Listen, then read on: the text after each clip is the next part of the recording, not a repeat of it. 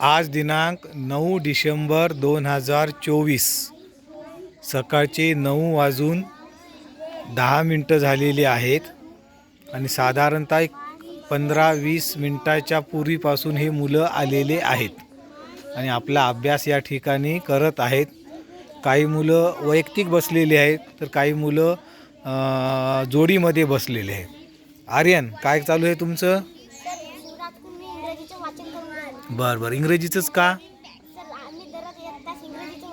हां, या मुलांना दररोज सुरुवातीला 1 तास इंग्रजीचं वाचन.